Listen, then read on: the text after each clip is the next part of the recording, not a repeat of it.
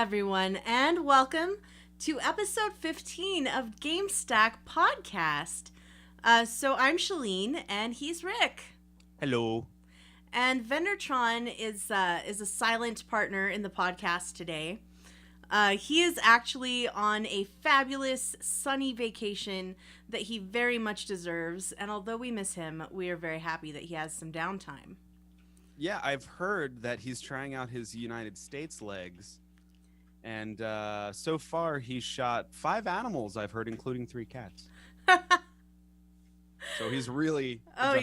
getting into the spirit. He's wearing American flag shirts. Camo American flag.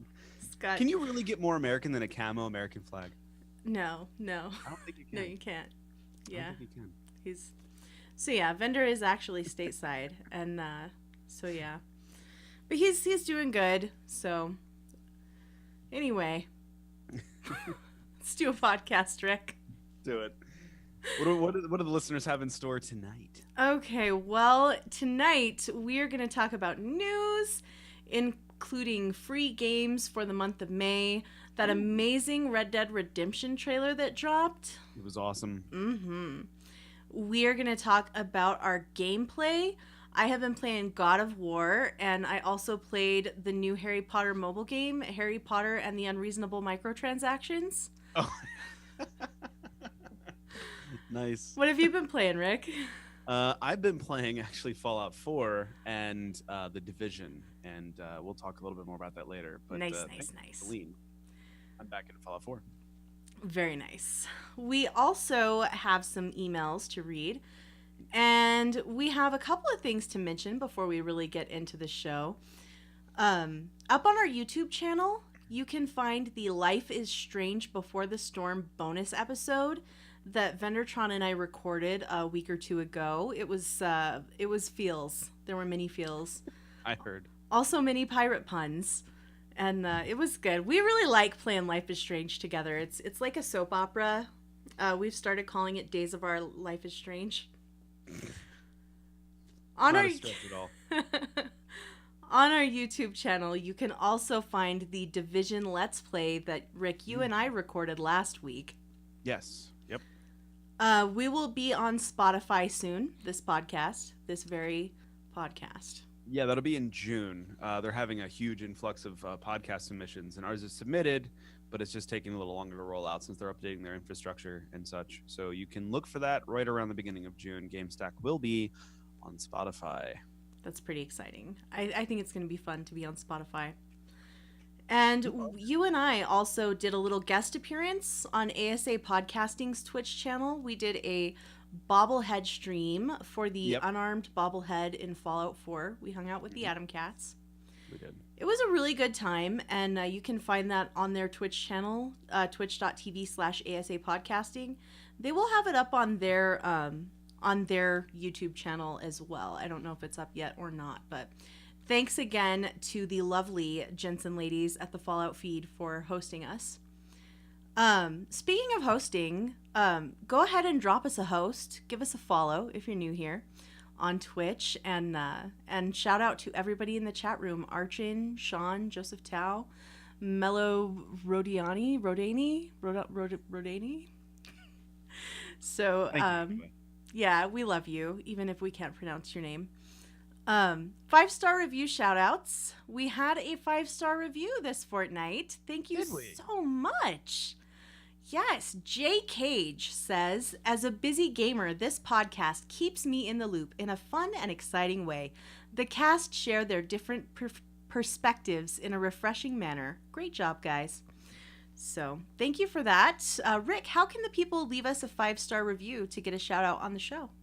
Well, you can go to iTunes and find our show there and leave us a 5-star review. And are we reading from any other ones? I think it's just iTunes, isn't it?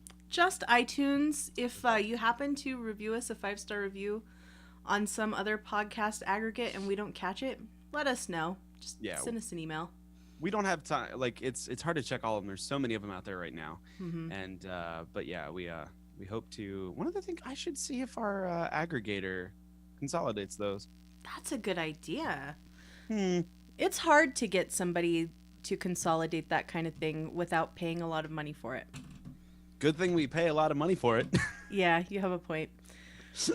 By the way, I sent you some money. Forgot to tell you. Thank you. Let's just talk about that right now. So, instead of talking about money, let's talk about that Red Dead Redemption trailer. Did you watch it, Rick? Oh, I did. Actually, what I did before I watched it, I went and watched the first two just to kind of get caught up, and it really feels like it's playing off. Is this very much a sequel to the first one? It is technically a prequel, and the developers are calling it more of a companion piece to Red Dead Redemption. Okay, so I don't really need to know what. Okay. With that being said, it felt like I really didn't have a clue as to what was going on. But as I watched the third one, all the pieces kind of got filled in as you're a bandito and you're with Dusty's gang? Is it Dusty? Dutch Vanderland, who is one of the antagonists of Red Dead Redemption.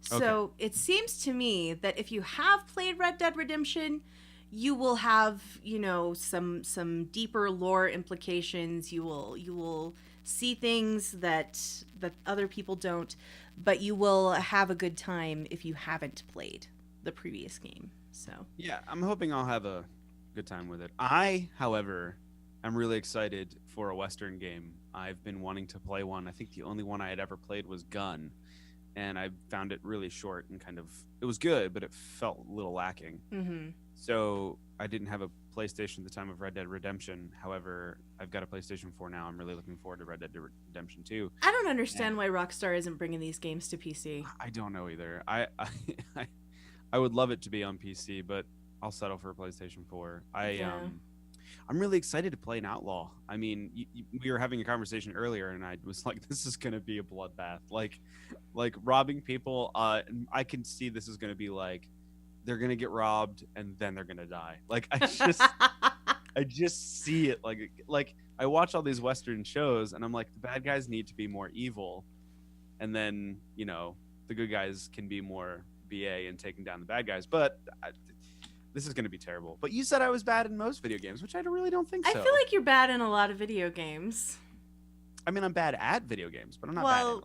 Yeah. I think that you are a very good human being, and I think that you get some of those less good urges out in video games, which is a good way to do it. It's a good way to do it. So do you want to watch this trailer? I queued it up so that we could watch it and talk about it. What do you say? Yeah, let's do it. Let's do it. Listen to me. We don't want to kill any of you. But trust me, we will. Wake them up a little! This whole thing is pretty much done. We're more ghosts than people.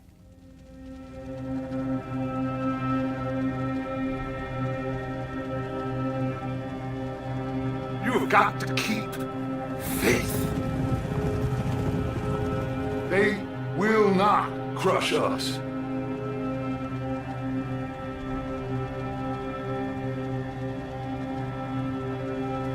Good old Dutch. My best friend. You know how we met? A pair of hucksters trying to rob each other. Back in 78 or thereabouts. You have to love yourself a fire. It's one of the blessings. Sure, we can have fire. And we can have the knowledge of fire. But with that comes the knowledge of everything. Ladies and gentlemen, this is a robbery. Sons of Dutch. Makes us brothers. Sometimes brothers make mistakes. You will never change. I know that. All of you venerate savagery. And you will die savagely. Get out here! Stay strong. Stay with me. You have to love yourself a fire.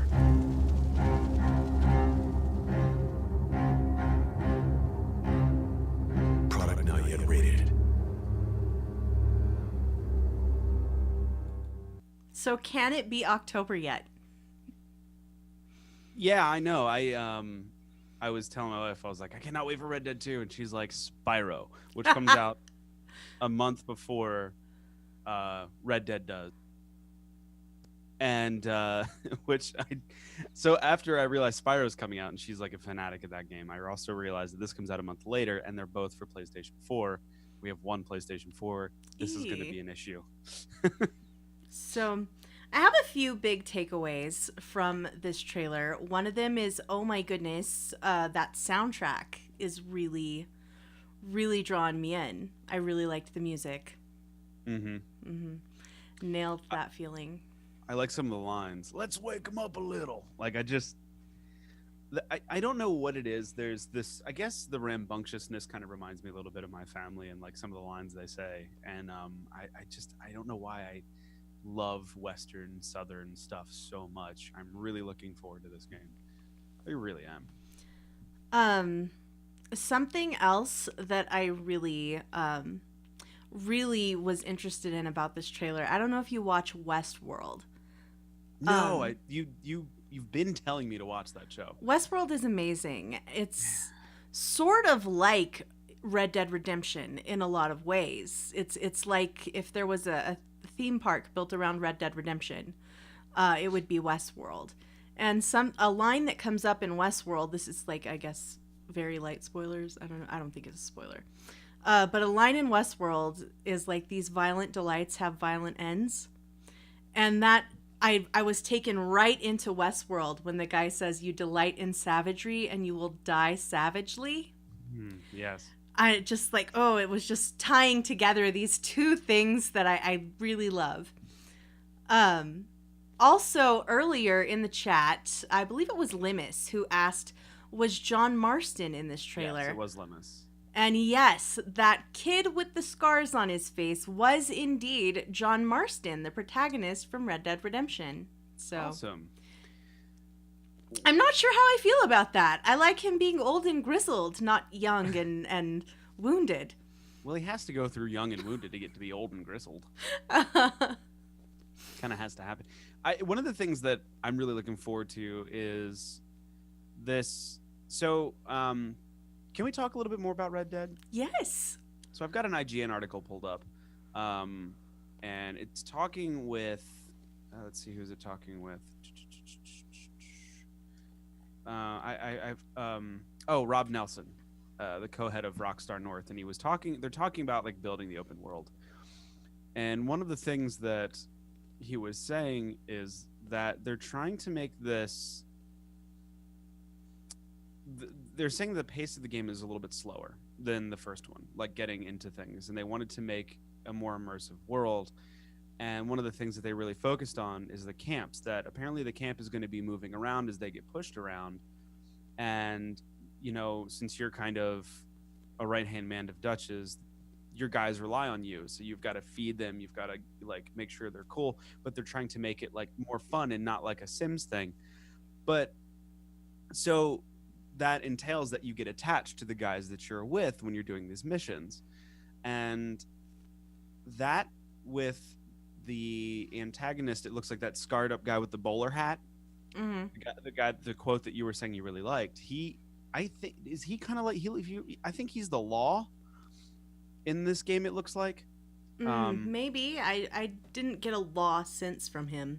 But see, I felt like it's going to be one of those things where the outlaws are bad, but the law is just as bad trying to take down the outlaws. You know what I mean? And that's how that guy felt when I first saw him with the bowler hat. I was like, that guy has to be the guy who's trying to take down Dutch's gang. Like, it just felt like that. It might not be, but maybe so. I really liked this article talking about, you know, how they really try to make the world feel like you're living in it. And the screenshots that I've seen and the trailers that we've all watched, I already get the sense of, I want to be in this world. Like, I want to hang out here for a while. Some of the scenes that you saw with the animals getting carried on horseback after a hunt, like, that's how you really got to do it in the game. So I'm really excited to see how they pull off, you know, they're saying like the world's going to run on a schedule. People have conversations that are not based on you. It's like, you affect their conversations by walking up to it and interacting or being near the person that's having. If you ever get a chance, it's called How Rockstar is Making Open Worlds Even Better. Go check out the article. It's well worth the read. Plus, there's 16 new Red Dead Redemption screenshots that are there exclusively, I think, to the article, and they are gorgeous. Yeah, I think IGN has a good deal of exclusive coverage of Red Dead Redemption 2 right now, so that would be a great place to go if you're interested in more. Frankly, they don't have to do very much to win me over with this. They really don't. I was telling you earlier, all I want is more Red Dead Redemption, except it could be prettier this time, and maybe when I fight a bear, 9,000 more bears don't show up. That's all I want. That's all I want. That's funny. Yeah, I'm excited. Anything else about Red Dead, or you ready to move on? No, I'm just ready for October. I can't wait. I just don't even want to, let's just finish the podcast now. I don't even... There's nothing else to talk about that can compare to this. I'm so excited. Bye-bye. Okay, guys. So, Fallout Shelter changed their icon recently, and I'm just gonna pull that up for the video people, into this shouting vault boy, and I was like, what? And I thought, well, maybe they finally brought us some new quests or something, and I checked the patch notes, and apparently the update consisted entirely of this little icon. Vault Tech has noticed many overseers prefer game icons with faces screaming to the right. In an effort to raise your enjoyment and thoughtlessly blend in with the crowd, we've updated for a limited time and included a sale on all bundles. You're welcome. So they're making fun of all those shouty face mobile icon guys. So. Yeah, I saw that they had to, Pete Hines put out a picture of all the icons because people didn't get it. So he's like, in case you missed the joke. How sad. Yeah, Captain Bones in the chat's like, I loved Pete Hines' response to this. Yeah. So. Yeah. So that was a pretty cute thing that Fallout Shelter did. But you know what would be even better? New quests. What? Oh. Give me more quests, please. I would still be playing Fallout Shelter if they would give me some new content. But are you still not done with that game, mentally? I would go back if they would bring in new stuff. I would play new stuff forever when it's a game that I love. I'm still playing Pocket Camp. They keep adding a new stuff to that every week or two, and I'm still playing Pocket Camp. Do you think they're going to do more with Fallout Shelter? Or do you think they got their cash from it and they're just going to move on? I think that Fallout Shelter is likely dead. I think if they haven't added anything new now, they probably aren't going to. But maybe we'll be wrong. Maybe we will go to E3 and they'll be like, hey, Fallout Shelter expansion. Now you can also fight other stuff. I don't know what they can do. They've pushed it as far as they really can. I don't know. But one of the things that I do want to say that October can wait. June E3 needs to be here, and then October can come. Well, June can wait as far as I'm concerned. As excited as I am to go to E3, I have so much preparation to do. I had to get a new ID, and I have so much to do. So, yeah. June can wait. No. It needs to be tomorrow. No, it can wait. Yeah, it can wait. It's almost there.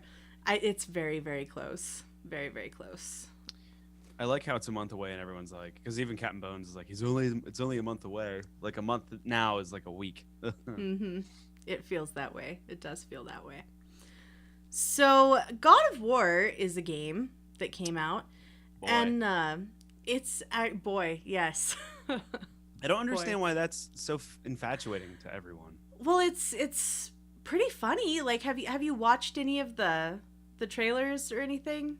No, but I didn't need to because like growing up, honestly, that's all my dad called me. But like his voice though sells it. He's got this incredibly deep voice and he's like, "Boy, read that." I mean, again, I had that. It's funny. It's funny. So, like everyone's like, "Boy," and I'm like, "What? That was my name," you know. And the kid, he'll be like, "I'm sorry, Father," and he's like, "Don't be sorry, be better." I didn't get that. I might have turned out better if I got that. But it's the voice really sells it. Like you have to experience this. I'll have to. It's I recommend. We'll talk about that more later. But the news that we have is that it is the fastest selling PlayStation 4 exclusive so far. They have sold 3.1 million units in the first 3 days. So that's pretty splendid. Pretty splendid. That is insane. Yeah. And it's funny because I saw on IGN, also IGN posted an article. The God of War director was talking about the alleged death of single player games. And it's just funny because that game is, I think we've had conversations about this where if single player games are going to be viable anymore, and I think we have our answer just with God of War. Right. Like, yeah, if it's a good game, and I think we settled on this. If it's a good game, it's going to sell good. And I think something that really contributes to the success of a single player game is sort of uniqueness. And even though this is like the 5th or 6th game in a series, it's very different from the previous games in the series. And I think that's something that's contributed to its incredible sales. Yeah. I mean, again, just like if Half-Life 3 comes out, that thing's going to like explode the world.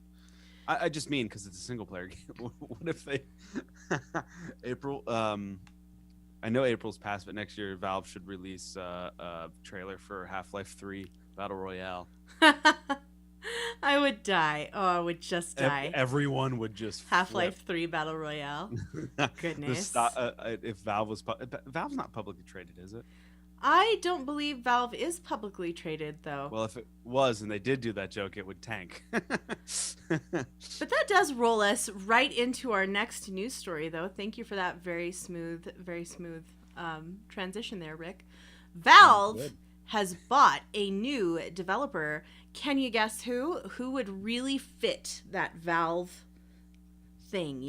What developer is making the games that are most like something that you would think Valve would acquire? I bet it's not Campo Santo. I know what it is, but it doesn't make any sense whatsoever. Right? Valve has acquired Campo Santo, the developers of Firewatch.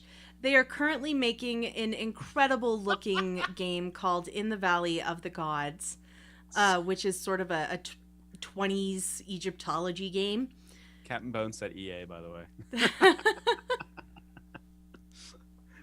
I haven't seen this one. I didn't. What are they making? In the Valley of the Gods. To me, it looks incredible. I don't think you would dig it. It's not a Rick sort of a game. Well, Rick, like I know you, and it looks like Egyptology walking simulator. So. Oh, then yeah, I wouldn't. Right. So. It's a Shaline game. Like they could have totally made this game with me in mind. It looks magnificent. The protagonist has a fabulous curly hairdo. I love her. And you're sold on the hairdo alone. Yes. It looks great. And they are still going to be continuing development of this game, but they are owned by Valve, which is it's super strange. Super strange. Why? Does Valve own any other developers? To the internet. You know what? I'm not sure. Did they buy the Left 4 Dead people, or did they just buy Left 4 Dead? No, Left 4 Dead is Valve. I know, but it didn't start out that way. Oh, didn't it? I don't know. Captain Bones in the chat's like, do they, Joseph? I love that. Joseph is the scribe. of Gamestack. No, subsidiaries are Valve SARL, Valve GmbH, and Campo Santo. If they did buy other, they did take Turtle Rock. Turtle Rock, thank you, Turtle Rock. Yeah, they did take Turtle Rock. Yeah. Oh, I just read that. And I think that's it. Acquired Starfield Studios, a two-man gaming company to open in San Francisco. However, the end of the operation was decided there was a little benefit coming from the arrangement. It just seems Okay, like Turtle such a strange choice to me. But Valve has done a lot of strange things, but at the end of the day, they've all kind of worked. So Campo Santo said about this, we really like making video games. Furthermore, and perhaps more accurately, we really like making and producing entertainment. And so I wonder about that second line. That just makes me wonder if they are going to continue producing games or if they're there for like making incredible trailers or something, or characters for existing properties. I don't know. I mean, who knows? If somebody likes to make games and they get bought out by a company that it gives them financial backing to do so, and Valve, for the most part, has been pretty decent, I think, to the community. They've had a couple rough patches, but I mean, no company's perfect. But for the most part, they do pretty good by people, minus the whole not releasing Half-Life thing, which I think is just hilarious. But yeah, I don't know. We'll see. I just hope this leads to games coming from Valve. That's what I hope. Didn't we hear before that they're going to start making games again? I think we did. I feel like we discussed this on a so recent too. episode. The listeners would remember it better than we would. I'm sure. That's true. Hey, remember the time you said the thing? Nope. We don't. We never do. Never. Nintendo got a new president, Rick. A new president. They announced that the current president, Tatsumi Kimishima, is going to step down, and in his place, 46-year-old Shuntaro Furukawa will be taking that mantle of Nintendo president, and Kimishima will be remaining on in an advisory role. And I think this is probably pretty good news. I like the idea of someone younger taking the reins of this company. So, yeah. It kind of makes sense in a video game company that designs for younger people. And that was the sort of the reason that they did this. I just sort of lost my my wording there, but that was the logic behind this decision that Nintendo made. So they wanted to have a younger, more energetic president leading the company. So they go for 46. 46. That's incredibly young to be president of a company, Rick. It is. It's not like you're going to throw a 20-year-old in there. I do got to say, for our video and audio listeners can't see this, but we have an article up from Kotaku, and their building looks completely terrible. I mean, it looks like it's straight out of the NES days. It looks like an NES, actually. It does. It really does. Yes, I really do dig the Nintendo logo, gray on gray there. It's a little gray box with many little gray windows. Just make it red, paint it red. That's all you need to do. It actually looks kind of like an NES, which is pretty funny. But I don't know. Nintendo is one of those companies, like, they make I don't know how they do it. They make subpar consoles, and then they sell them, and they sell for the most part. Yeah. Honestly, you. Do they ever? And, like, you're paying all this money for a Switch, but the Switch just doesn't keep up graphically. Mm-hmm. But I don't know. I love my Switch, though. I really do.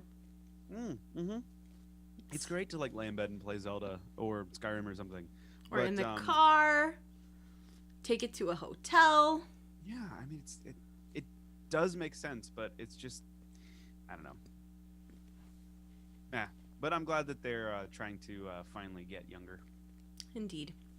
So now we are on to the free games segment of the show. Typically we would do a game giveaway here, but Vendortron's not here. So I guess, Rick, if you wanna, we could give away the fruit cake that is Mafia 3. Oh. It just keeps coming back around.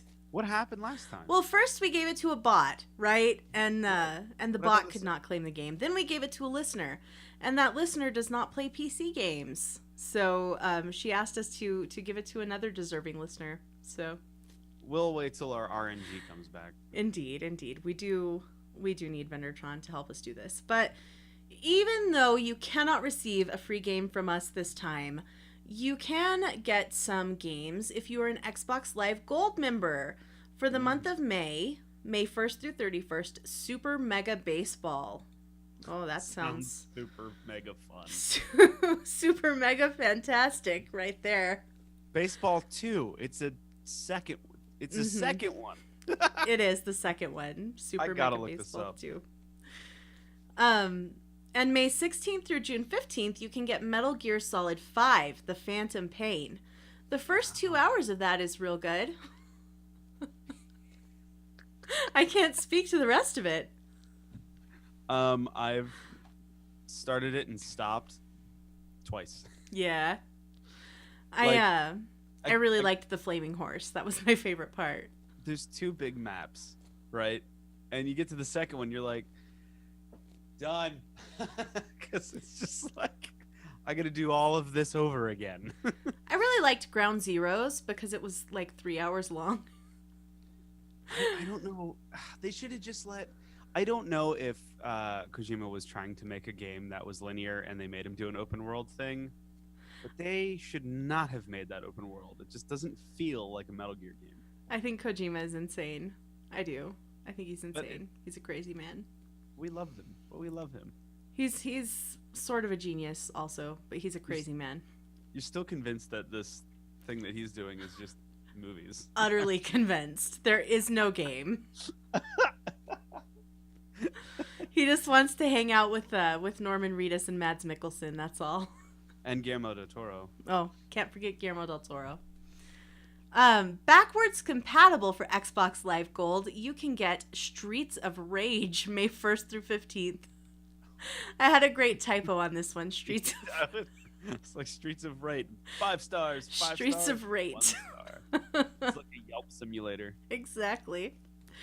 And Vanquish is available May 16th through the 31st. If you are a PlayStation Plus member, you can get for the PlayStation 4 Beyond Two Souls, King Oddball, and Rayman Legends. 2 of those games are fantastic. Can you guess which ones, Rick? It's Rayman and Beyond Two Souls. I was about to. Yeah. Yeah. King Oddball is not the fantastic one. I don't. Maybe it is. I haven't played it. Maybe it's the best of the 3. I don't know. Maybe it's the best of the 3. But I really liked Beyond Two Souls. Beyond Two Souls is from David Cage, who made Heavy Rain and the upcoming Detroit Become Human. So I know you were talking about that. You wanted to get that game. I do. I have the demo installed. I just haven't played it yet. So Beyond Two Souls was not treated very kindly by critics, but I loved it. You know, this narrative gaming thing, like Life is Strange and Beyond Two Souls kind of is that way as well. Yeah, it really They is. often don't get the love they deserve. Mm-hmm. If anyone here, I don't know if I've talked about it on the stream before, but Indigo Prophecy, if anyone ever played that, that was kind of one of those games where you walk through and, like, it's your own house, but you, did my volume suddenly tank? Did it? Okay. So, oh, maybe it was a bad seat. But, what was this thing? Oh, yeah, Indigo Prophecy. It's one of those games where you walk around your own house checking your own things like you were the first time you've ever seen it. Wow. You know what I mean? It's just one of the, like, because you walk Like around Gone Home? yeah, like you walk around your room and you're like, oh, this is my binder. And you're like, no, duh. But anyway, Indigo Prophecy was absolutely amazing. It was like psychological and the soundtrack was really good. But anyway, they don't get enough love. You are still using your PlayStation 3, you can get a game called Eat Them. What do you think? What do you think they're supposed to eat, Rick? Please tell me this is hippos and marbles. I don't know. It might be snacks. It could be, I don't know, like the flesh of your foes. I don't know. Maybe Zombie sim. Could be anything. You can also get King Oddball for PlayStation 3 and Risen 3 Titan Lords. If you've got a Vita, you can get Furmins and, wait for it, drum roll. Do the drum roll, Rick. King Oddball. Because you need that. Yes, you can get 3 free copies of King Oddball. I should have done a Google and seen what King Oddball is all about. There's also a demo that I just mentioned for Detroit Become Human, and you do not have to be a PS Plus subscriber to check that out. So give that a download and see if you were going to dig that. I'm glad to see demos coming back. I really miss demos this generation. They are fun. Yeah, it's good to be able to try a game before you buy it. I do have another deal opportunity for Destiny 2. Oh, really? Yeah, actually. Humble Monthly. You can get Destiny 2 for like $12 if you sign up for June's collection. So nice. Yeah. Have you guys? I mean, Humble Bundle is pretty cool. It's changed a lot since like a couple months. Since IGN bought it. What? Since IGN bought it. Did they? Mm-hmm. Oh, no wonder it got more terrible. Yeah. But either way, if you let's see here. If you hand over $12 to sign up for June's collection, you'll get Destiny 2 among other offerings. So that's pretty dope, I think. I actually saw an ad pretty recently that you could get a new copy of Destiny 2 for $9.99. Never mind. And it was marketed next to a Destiny mouse pad, which cost $13. What? A Destiny 2 mouse pad, which cost $13. I thought that was really funny. So I guess Destiny 2 didn't do that well, huh? Apparently not. Yeah. If it's already on Humble. I don't know. It looks fun. It looks like a video game that's fun. What can you do? It looks like another one of those games that requires people to be fun, you know? I feel like if I played it myself, I would not enjoy it. But if I played it like with you and Vendor, we'd have a good time. Oh, probably. Yeah. I mean, when don't we have a good time? Never is the answer to that. Never. We're always happy. So Twitch Prime, I added that to this month's free game offerings. If you are an Amazon Prime subscriber, you can get some Twitch Prime games. You do have to download their proprietary game launcher, which is a little weird. But you can get a free copy of Psychonauts. Psychonauts, can't beat that. Cluster Truck, which is the description here. Jump your way through insane levels in a game of the floor is lava on top of speeding trucks. Sounds like a good time to me. Cluster Truck. Gone Home, a game that I recommend. It was tons of fun. Well, fun is maybe not the right word for Gone Home. But it was a game that I enjoyed. Titan Souls, High Hell, and I Hope. So, yeah. Free with Prime. Rick, all of these games, you've been playing some. Tell me about them. I've been playing, am I there? I keep feeling like I'm losing. Okay. I feel like my audio is cutting out a little bit. You sound okay to me. I do? Okay. Maybe it's just me. I've been playing The Division a lot. Ever since we started playing again, I got super into playing it. And I found that if I use my level 30 character, I get access to some cool things. What? I do. And basically there's these global events. And what it is right now is called Blackout in The Division. And your weapon electrocutes enemies by chance. And there's 3 tiers of Blackout, like Blackout, Extreme Blackout, and Total Blackout. And they change the gameplay. They change the gameplay a lot based on which one you pick. It kind of increases the difficulty. It's like little audibles. And then you can redo daily missions that are just missions you've done during the main story, but you can redo them at a higher difficulty. And then you can, on top of the difficulty you pick, you can pick the level of quote unquote Blackout. Mm-hmm. And that gives you special money that you can then purchase crates, and they have all cosmetic looking things, and my guy looks fly AF. Are the crates, are they random? Yes, Wyndham said I need to chew down on my mic. So okay. I'll just talk like this. That's better. Yeah. So they are random. There are 3 crate sets that have. There are 3 different crates you can pick that have 3 different, like, couple different sets inside them, and they're random. But again, you can either buy, like, little, you can buy, like, chips or these little encryption keys with real monies, or you can go do missions. And You're very quiet. Am I? See what? Hold on. You do your gaming. I'll take up after you. Okay. Well, I have also been playing some The Division with Rick exclusively, because I don't really play games like that by myself. But we had a great time. We've been hanging out. Rick has been my Division Sherpa, and it's been a lot of fun. He just, like, we go around and he finds the good quests and we shoot the bad guys, and it's been so fun. I'm very impressed with how pretty the game looks. Oh, it does look great. Oh, it's such a pretty game. And the snow is very realistic. I like the snow. And it's been interesting because typically in this kind of game, when we play together, I just roll in like a big doofus. Yeah, you while do. Rick stands back and protects me, with his sniper rifle. But we switched roles because I found a sniper rifle and kind of wanted to use it. And I've been doing the sniping in our duo Division runs, and it's been really fun. You saved my butt one time. Yeah, it was so cool to be on the other end of that interaction. I shouldn't say one time. I'd say it's more than one time. It basically, Shaline has, like, I picked up heavy gunning, and I'm, like, doing, like, support, kind of like healing. So I've healed her.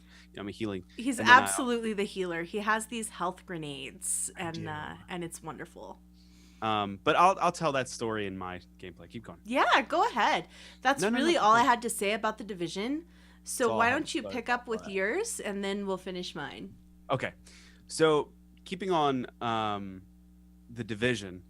So so my character looks amazing. This is like the level 30 that I've been playing on solo. And I wish, Shaline, that you were there doing this with me, because it's a lot of replaying missions and doing different things. We should play after the show. Well, you got to be level 30, and the blackout event's over anyway. Ugh. But we will play after the show. So that was what I was doing with my level 30 character. Together, again, I started out as a sniper, and then Shaline, I think you found a sniper, and you're like, oh, I want to try this for a while. And I was like, okay, I'll use my, heavy machine gun, and I'll use this, so I'll lay down cover. It'd be like, cool, Mm-hmm. So I switched my entire character over in that I'm using these, like, health darts, and, like, they do AoE healing. And then I picked up my other, like, special is oh yes, Captain Bones, we are playing on PC. My other special is smart cover. So, like, I launch another dart at cover, and inside of a large AoE, it will give you benefits. So, like, for instance, it'll give Shaline damage resistance. It'll increase her weapon stability and accuracy, and she's the sniper. So, I'll kind of mow down dudes, and she'll just pick them off, if they're low on, like, I'll get their health low enough, and she can just one-shot them. Mm-hmm. And it works out really nice. Oh, and there's this incredible noise that it makes when you get a headshot. Oh, like the whoosh. Yeah. So satisfying. Yeah. And so one time we were doing this mission. It was really tough because we were doing missions that are above our quote-unquote level grade. And there's these dudes that have ballistic shields and axes, fire axes, and they charge you. And I was, like, behind cover and shooting, and I started to reload, and my camera was looking off to the right. And as soon as I, like, kind of looked to my left, one of those guys was right next to me with his axe raised, ready to come down on my head. And the next thing I know, I see the headshot symbol come off of his head, and he just kind of flies back. And I was like, nice shot, Shaline. Completely saved me.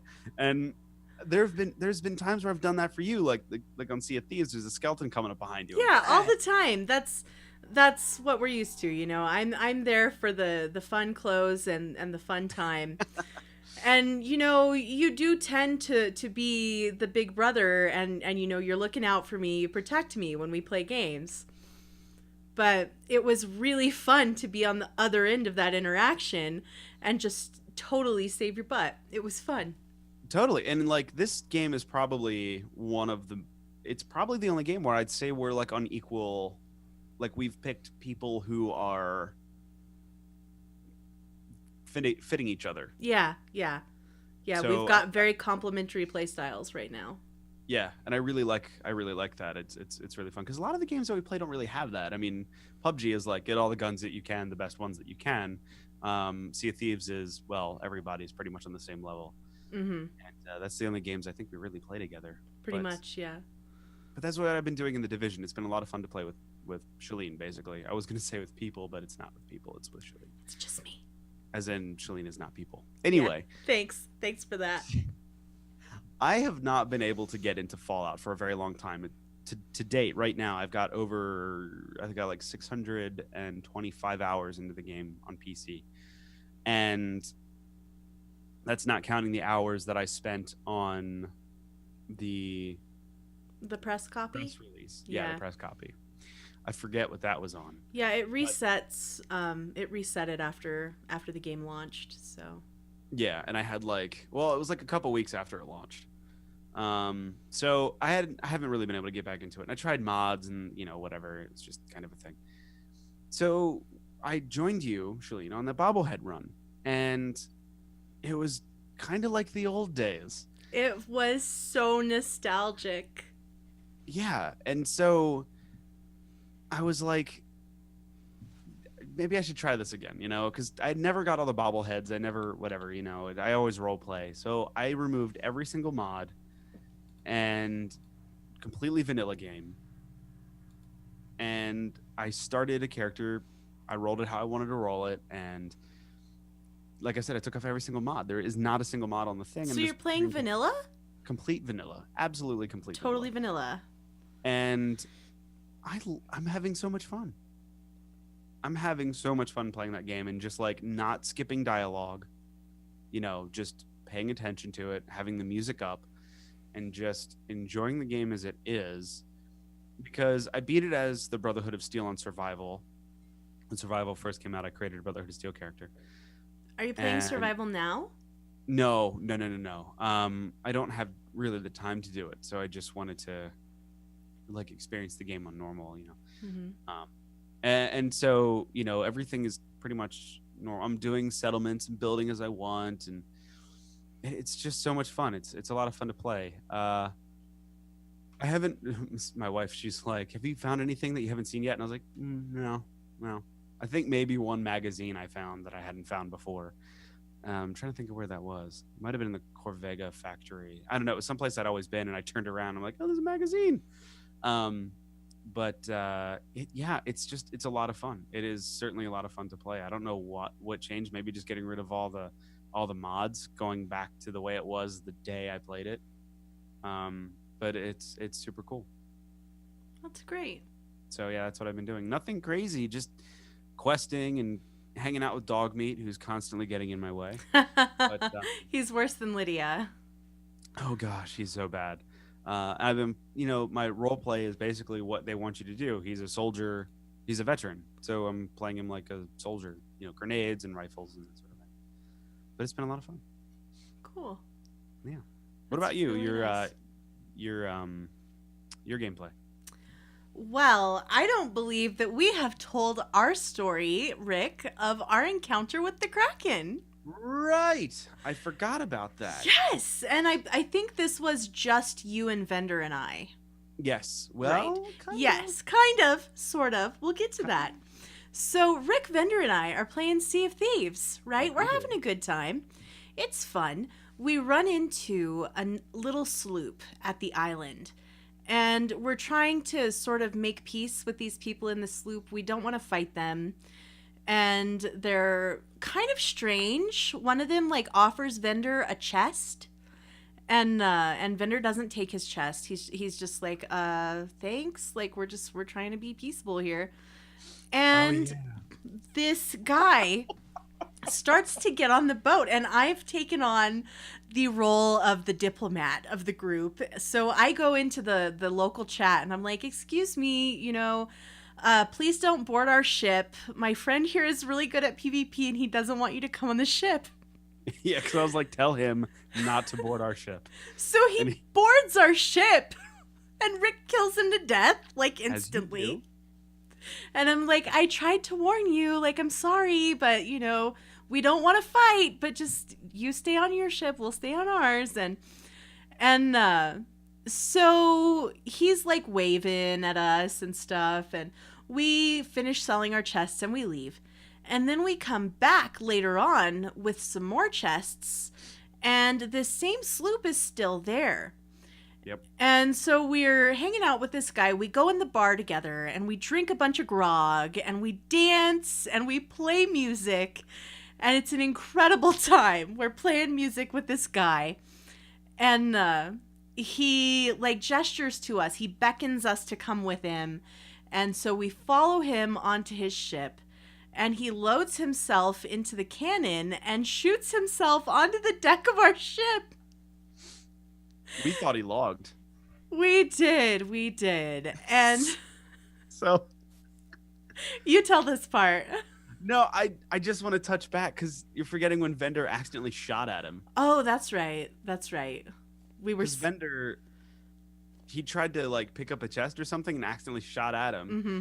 So his friends volleyed at our ship, and then we volleyed back, and you're trying to beat this. And I was like, excuse me. We don't want to fight. And then the shooting stops, and it happens the second time where we start volleying at each other. But no, so he shoots himself into the deck of our ship, and we're like, oh, I guess he logged or whatever. So I raise the anchor on his sloop, drop sails, adjust them to full sails, and just let that thing sail on down the ocean, just off on by itself. So I jump off of it and swim to our boat. And there he is, And there he standing in our boat. And then I look off in the distance, and the lantern's on his sloop, and you just see it just going off. And he looks at his ship, and he looks at us. And so I go back on the chat, and I'm like, sorry about that. We thought you had logged out. And my friend scuttled your ship. We didn't mean anything by it. I guess you can adventure with us if you want. You can sail with us. And he's like, yes. So he is like no help, right? We're sailing the ship. He's no help. And then he starts standing in front of us and showing us his map of where his current quest is and where he wants to go. So he's just standing in our face holding this map up. And we're like, okay, let us finish our quest, and then we will go and get your skulls or whatever. So we finish our quest, and then we go to his island and help him kill these skeletons. And we're, like, protecting him because if he dies, he's going to spawn on his own ship. Mm-hmm. So we're like, hang back, we'll fight him. So we win his skulls, and we get back on the ship. We're going to take him back so he can sell his skulls. And he is pleased as punch. He's dancing. He's playing music. I get the feeling that he had these, because they were hard quests. So Yeah, I they got were. the feeling that he had been trying, and he just couldn't get them done. And he didn't have friends to help him. Probably. And he was just really happy to get help. And we're sailing back, and our ship stops and the seas grow dark, and the music grows menacing, and suddenly there are these tentacles all around us, these massive tentacles, and we realize that we are in the grip of the Kraken. And we're freaking out, right? And we're trying to shoot at the tentacles with our cannons, and a tentacle comes across the deck of the ship. I'm swinging at it with my sword. This kid is like no help. He's just running around while Vendor and Rick are valiantly shooting the cannons.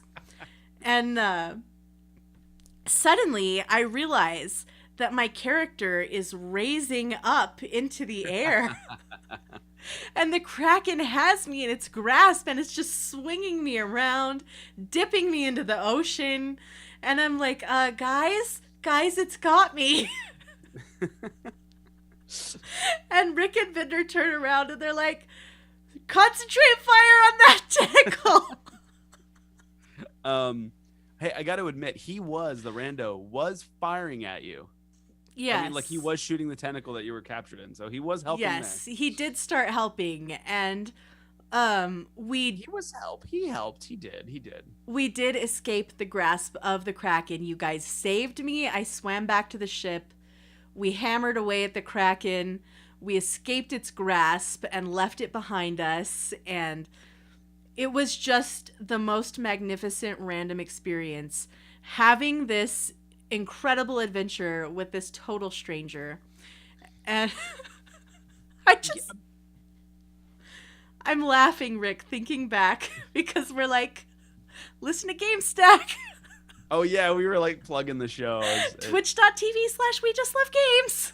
Now, here's the thing though. The thing with this guy was he was like he was communicating through us through emotes and the built-in words that you can say like in chat, like ahoy, and like I forget what other ones were. So we would like say something and then he would be like ahoy. It was like, I mean, and he's just this silent guy running around just saying random words like ahoy, clapping, dancing, and then shoving papers in our face.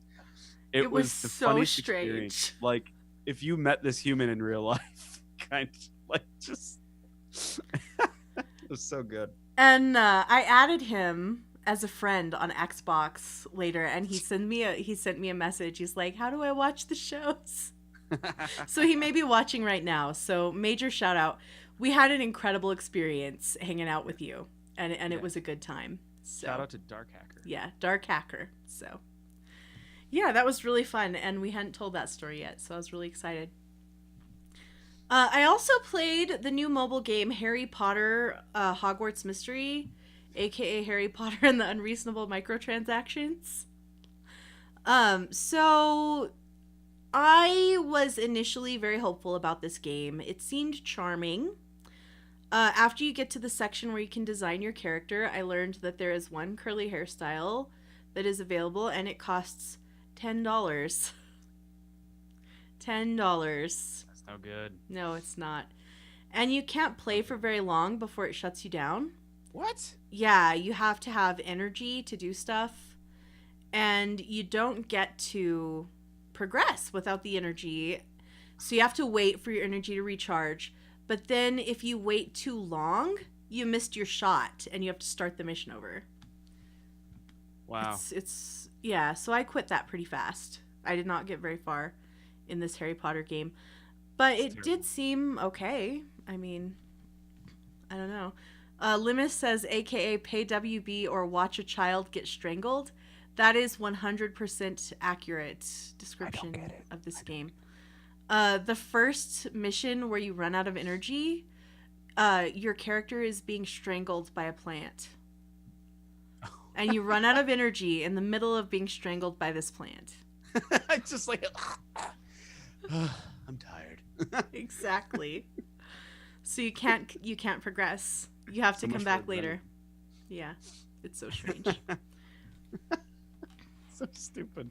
I like at least games when like mobile games when they're like, you know, you've run out of moves, pay $20 for 50 extra moves, or wait 3 hours. At least they're like honest with you. They don't kind of hide it in a crappy mechanic. Right. Stupid. It's not good. It's not a good game. Do not recommend. So don't waste your time, even if you're a big Harry Potter fan. I don't recommend. What I do recommend, Rick, is God of War. God of War is real good, Rick. It's real good.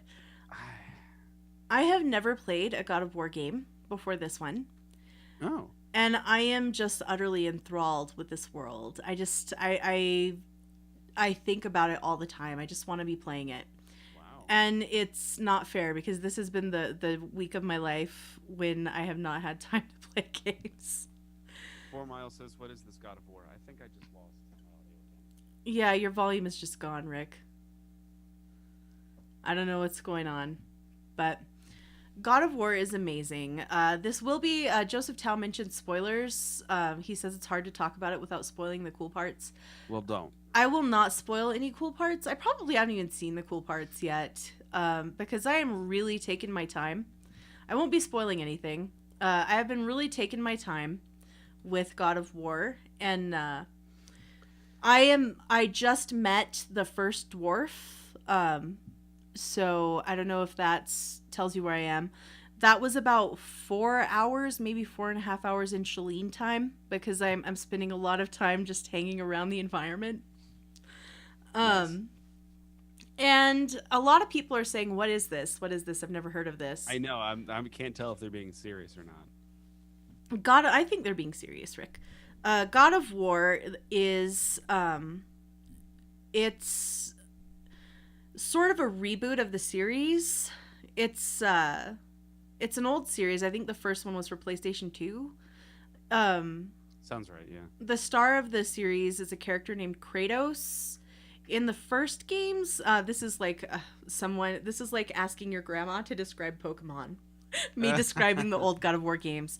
He's like in Greek mythology, and from what I understand, he has a situation kind of like in the Hercules mythology, that like he's made to kill his wife or something, and then he's angry. But anyways, he kills a bunch of Greek gods and stuff. So that's God of War. And now the current God of War is set in Norse mythology, which is pretty cool because I like Norse mythology. Oh, Wendy's being sarcastic. So we had one that was serious and one that was sarcastic. 4 Mile I was believing because it's 4 Mile. But Yeah. Wendy, I was a little like, eh.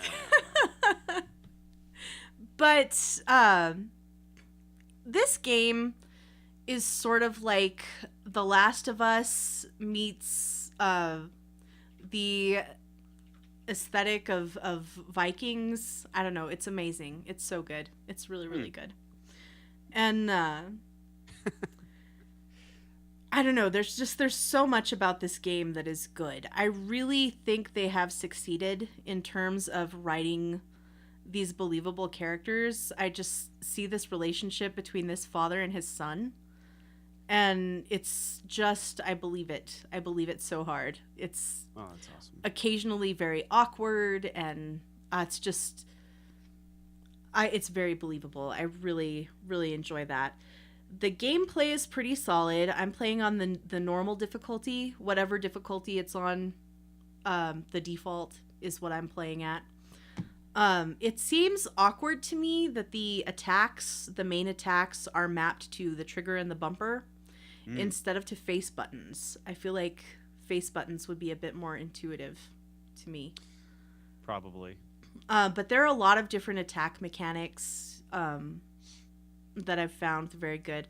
Enemies are fun to fight. You have this axe, and you can throw the axe, right? And then you recall the axe to your hand.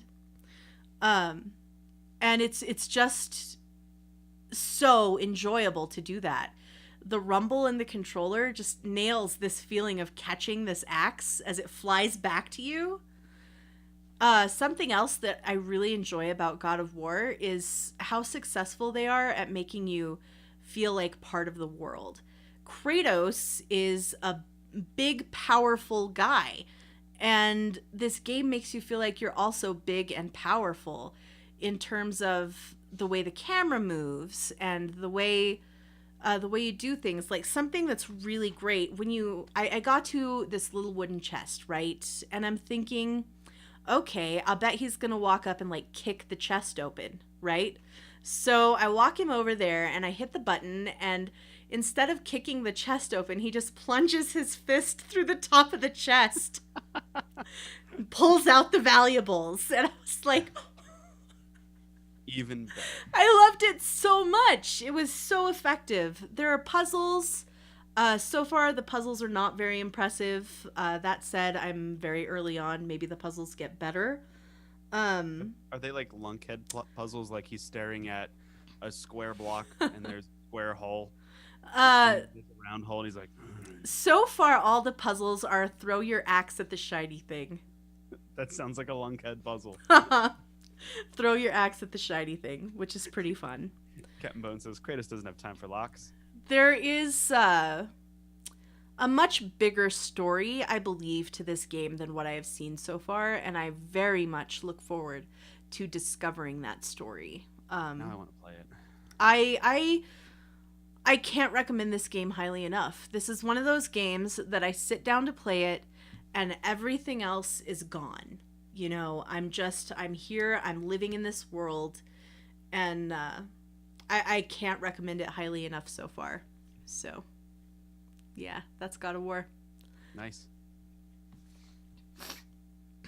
Rick, What? Do you I want thought you had more? do you want to do a challenge? Let's do it. Okay. Cool. So this last time was monster creation, and you guys gave us a fright, to say the least. Some of these are absolutely horrid, and I think there's a few throwbacks in there. So let's hit it. Okay, let's check it out. So, did you describe the challenge? I wasn't paying attention. Yeah, it's monster creation. Okay, So you good basically deal. would create the most terrifying looking thing in the world. So the first one we have up, is our throwback. It is, yeah. This was sort of what I had in mind Gosh. when we laid this challenge down. So let's describe it for our audio folks, Rick. Well, first off, I gotta say, this is a screenshot taken from when it was created. This must have been 2016. Mm-hmm. This was not part of a stream or anything. This was you and I on Skype giggling to each other. And my desktop has not changed. It's the same. So what we were doing was, I can't remember why we did this, but I was creating like an axe murderer slasher thing. And so his name was Alto Flu, which is an anagram of something I don't remember. And what was that an anagram of, I actually? have no idea. Fallout. Oh, right! Obviously. And that's Alto Flu and his wife, who is nameless at this point. So yeah, we did a quick stream with that, and that's where this is the guy that killed Maisie, not me. Yes, this was the killer of Maisie. R.I.P. This guy Maisie. killed Maisie, not me. So Alto Flu is like balding, comb over. He's got the Joker smiley faces and scars and gashes all over his face, and his wife looks terrifying. She's Yeah, got this like alien face, and she's bald. she's very funny. Oh gosh. So, up next we have one from Captain Bones. Lovely couple. Can't wait to see what Sean looks like. This was the first one I saw come through, and it was just like, good lord. Right. This Tasmany, was also a Fallout submission, by the way, for our audio folks. And his Soul Survivor has got this kind of zombie thing going on. I don't know if this is zombie expired. I know Bones is a watcher of Walking Dead. So I don't know if there's some Walking Dead inspiration there, but he looks very undead. And his Nora just has got black eyes and horrifying cystic acne. Poor Nora. And she has the Joker scars there too. She does. They're some pretty horrifying people. And he did something so interesting with the facial structure of this guy. The sunken cheeks and the Yeah. high cheekbones. Yeah. He kind of looks a little like Heath Ledger, though, like a really messed up version. Oh, a little. Yeah. I want to say real quick. Oh gosh. Tasmania, Santa's sleigh was on New Vegas. That wasn't Alto Flu, but I do remember Right. that one. That was a lot of fun too. Bones says that he plans on playing this character through until he meets Sean. He wants to see what he looks like. I'm guessing you're just gonna get the default Sean, but definitely post us a screenshot, okay? No, they take Sean and they do make him look. It's a mixture between your two tunes. Right, but I have a feeling they are not going to do this monstrous thing. Well, they're not going to give him all the facial features, but the structure. Yeah. It'll still look. Definitely show us, okay? Okay. This one was Vendors. I cut God. his off a bit. Was this in Arc? Did he do this in Arc? This was definitely Arc. Gracious. His tweet says, "Those hips don't lie," and his character is just I can't even. Gotta say that package though.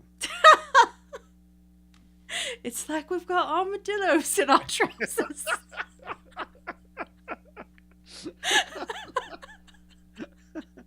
Turns out cucumbers and tinfoil. Oh man. Yeah, that's a terrifying looking thing. Yeah. His character is like square, right? It's like SpongeBob SquarePants. And he's Kinda. got little stringy arms and a little pointy head. It's a very strange looking character. Wide jaw. Also appears to have skipped leg day. Yes, he did. And arm day. Yeah, yeah, Chest and abs all the way. indeed. He's So got many chaps. abs. So many abs. Wow. That I've seen is like 20. that is amazing. This one was our first submission, and I laughed so hard when this one came in. I feel like if he talked, he would be like. Yes. I gotta say though, I mean, come on, it's Oblivion. Like any tune you create in this game will be eligible for this challenge, Mhm. because this game was not good at all to any. That is bad though. Oh man, this It's is like a just above and distribution thing. beyond. He's got a sort of a little he's bald on top, but he has a little shock of red hair on the side. Like He a monk. has red, like a monk's tonsure, sort of.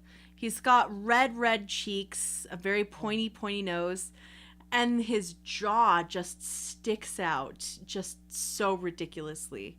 Unknown Hinson. That's exactly who this reminds me of. I don't recognize that reference. Oh my gosh, it's so terrifying. I'm gonna send you a picture of it. Okay. It's so terrible. But this one's really good, Limus. I can't believe that. Wow. I laughed quite a bit. That's Unknown Hinson. He says, I was in tears making this thing. I popped it to you in Discord real quick, but yeah. This one came... Okay, let me check that out. This one came from the Lazy Burrito. You can go ahead and read his post while I have a look. Yeah, I'm a little curious to see what this one's about now. He may not Oh, look- it's the same, Rick! See? I told you! Oh, that's funny. And that's just beneficial to us, not you guys. He may not look ugly, but he chews with his mouth open. Gross. Yeah, and his character is just a pretty standard looking dude. Just He does look like he has marble mouth. yeah, a little bit. That's funny. Now this one was Raiders Scummy McBalls. Ugly character. Here's my rendition of Jigsaw from The Punisher. This is another Fallout 4 entry, and wow. Yeah, that's actually a good one. I like this one. He's so menacing. Oh, it's wonderful though. So menacing. And he caught a perfect screenshot. The angle is just really good. Yeah. So this is of course another scarred up and yeah. I want to change the slide now. I'm uncomfortable. You'll blink and you'll see him. Okay, You're like, this one was Archin. Do you want to read Archin's? Yes, I don't think this character is winning a beauty pageant anytime soon, and I happen to agree. This one is a Skyrim entry. Like turds for hair. That's her name. That should be her name. I'm not even sure what race this character is. Is that a Breton? It's either human. Oh, or it's Breton. Imperial. It's Imperial. Oh, wow. I wasn't sure. Okay, guys, to show you what a good job it says Archin it's in the did. corner. I thought this was one of the lizard people. You thought it was a Argonian? Yes, I thought this might be an Argonian, except for the arms. And here we go, back to a little throwback. Now, please tell the story behind. So, Rick made this character Alto Flu and his wife Nora, which is what we are looking at right now. And we were just having giggle fits about it, right, on Skype as he did this. And he turns around, he's playing through the opening bit of the game I'm watching, and sees Nora just laying on the couch with her arms slung over the back of the couch. And we busted up into hysterical peals of laughter about this lady just in this casual... I just turn around and there she is. So he screen capped it, and we tweeted it at Pete Hines. Hello, sailor. it's so bad. Oh, he man. never responded, which was sad. No, we were dumb. We were dumb kids, Rick. We were so dumb. But we did that, and it was fun. And that's the end of our challenge entries for this week. I had here's my idea for next week, Rick. Do you have a better idea, or should we go with that? I actually want to go with this. I thought it sounded like a good time. So next time, how about we do some high score chasing? Let's pick a score-based game that you love, or one that you're good at, or one that you just have never tried, and see how well you can do. So, I kind of, I kind of want it to be all the same thing. do you? Like what game Yeah, then? like all of us tried to do the same game, But the thing is, everybody doesn't have the same game. but we'd find a free one. Okay, then what game is it going to be? I don't know. Okay, so are we going to postpone the challenge until Rick picks a game? I very stupidly brought a green bottle on the podcast, and the green screen is like, Oh, it's pink. it's pink.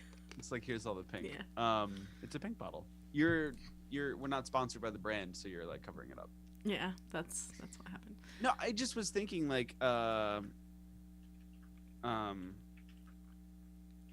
was just thinking it would be a lot of fun, like if we could, all try to do the same game. Okay, so do you want to pick a game and then post it on the social media, or? Yeah. Okay, so this challenge is pending. Watch at We Just Love Games on Twitter. Watch facebook.com/We Just Love Games. Watch the Discord, and after we pick the game, then we'll have a challenge. So Sorry. yeah, that's fine. It's a good idea to do all one game, but I never want to lock us into one game because I just feel like everybody doesn't we have don't it. have to. We don't Like- have to. I just figured it'd be fun. it is fun. It would be more fun if we were all doing the same game. But That's here we are. We're planning the show on the show again. But that's one of the real challenges that we run into with the challenge. One of the There are a ton of challenges free of the games out there. challenge. Yeah. So anyway, Like a line writer. guys, send your suggestions for this game to info@wejustlovegames.com. Yeah. Okay. I ruined everything. And then we'll do some score chasing. Probably we won't do it till next time. So, Rick, let's read some email. Let's do it. I'll read the first one if you don't mind, and you can read the second one. No, the Please first one, because do. that's to you. Okay, well, just read the second one then. I need to not talk for a little bit. Okay. An excerpt from Joseph Tao's news drop. Thank you, by the way. Shout out to Joseph Tao, who hands us most of our news. Nintendo had a presentation at work this week showing the tech and the Labo using the Joy-Cons for the sake, I almost said sake, of remaining parents. It would have been a Freudian slip. If you thought that the PC Gamer presentation at E3 was boring, you have no idea. Attorneys that work on patents were flown out from Japan and Seattle, and they were so bad at presenting. I think I understand now why they do a pre-recorded direct now. I was excited for the presentation, only to have to work on some stuff I brought with me so I wouldn't fall asleep. What I want to say about the problem with Nintendo can actually be perfectly summed up in Joseph Tao's line here. Nintendo had a presentation at work this week showing the tech and Labo using the Joy-Cons for the sake of examining patents. Right there. Like, if you were just like a gamer and you didn't know it, like, I really don't know what Labo or Joy-Cons are. I mean, I do, but it, like, that's the thing with Nintendo. Everything is, like, super it has special names for everything, and they aren't really like common in the world. And it's proprietary, and it's just like it's all gimmicky, and it's so frustrating because it's like, well, you hook the Labo up, and then you can use the Joy-Cons with like this other thing and that other thing, and then you could, I don't know. It's just frustrating because like I actually had to like kind of mentally think about that line as I'm reading the rest of his paragraph. Like the Labo using oh, okay, I get what they're doing. But see, even they're bored and he's falling asleep when they're talking about their proprietary crap. It's stupid. It's dumb. Mm-hmm. They need to just make games. Stop with the fiddly consoles, or just make a handheld, because that's all the Switch is. So, guys, if you have purchased and used Labo, please write in and let us know how it is. I haven't bought it yet, and I probably will eventually, but I think it looks like a fun time with kids. And I really think that that my nephew and niece would have a good time building some Labo stuff and playing the mini games. Is it expensive? There's one kit that has a bunch of stuff, like the little piano and the little fishing rod and stuff. I think that one is $60. Okay, so let's do a little math here. Okay, so you've got the Switch, which is like $299, right? Uh-huh. Let's do Labo. And And then the robot one, I think, is more expensive than the standard one. Yeah, the variety kit's, $69, $79. Oh, the robot's $79 in the Labo kit. So like in total, you've got, your $299 for the Switch, you've got $79 for the other one and $69 for the other one. That's $447. Mm-hmm. Right? I go Millennium Falcon. No, that's the expensive one. You can get a Star Wars Millennium Falcon Lego kit, like not the crazy one, but like a cool one, for $112. Mm-hmm. And it's not cardboard. Yeah. Like just get Lego. Just get Lego. Yeah. I saw a really funny comic the other day. I can't credit it because I don't remember who it was. But it showed Kratos and his son building Labo. Because those games released on the same day. And it had Kratos like, boy, crease every fold. Gosh, like it's like so funny. When did Nintendo become IKEA? Yeah. I don't know. I think it looks like a fun time. But anyway, write in if you've got a Labo. Let's anything else on Joseph's email? I just thought that was an interesting little diversion. Yeah, well, let's just see if this 46-year-old president improves their presentations. So our next letter comes from listener Lee. Shaline et al. You can change the Microsoft ID email address. They just didn't make it easy. I did it last year. As I recall, I had to talk to Microsoft's customer service and explain exactly what I wanted. After some expected security checks, they changed it. Caveat: to minimize frivolous frequent changes, after getting it changed, it takes a month for it to take effect. Hope this helps. Love the podcast and all its iterations. I'll see you in the wasteland. And that is a throwback to several podcasts ago when I was mad that they won't let me change the email associated with my gamer tag because it's an old Yahoo address that I haven't used in ages. Yahoo. So apparently I can, but it's gonna be an investment of time. So thank you for letting me know about that, Lee. I will probably go ahead and do that because I'd like to let that email address die. Yahoo became the new AOL. Indeed.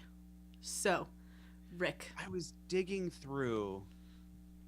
So I don't know if we've said this on like official. I think we did it on the Division stream. But I got a new job. Yeah. That I started in like 3 weeks. We talked about it on the Division stream, but we didn't talk about Congratulations. You should talk about it now because like 10 people will watch the Division stream and many more people will listen to the podcast.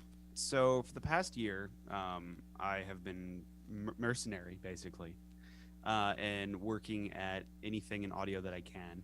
And all that correlated to me finding a full-time job at a really cool shop down near DC. And I'll be working on developing some of their online capabilities for their sales online. So that's going to be awesome. But at the same time, it requires me to move because I'm not near DC. So I'm moving down to DC. And I was digging through some boxes and I found 6,000 free hours of AOL. I was like, I still have one of these? I was like super thrown off. I was like, well, that's odd. Like, yes, free internet. You should try them and see if they still work. I kind of wanted to do that, but I was like, no. I would hate to see all the toolbars they would have up now. That is incredible, Rick. I think you should try one, and I think we should stream it. I should see if I can find it because I don't remember what I did with it.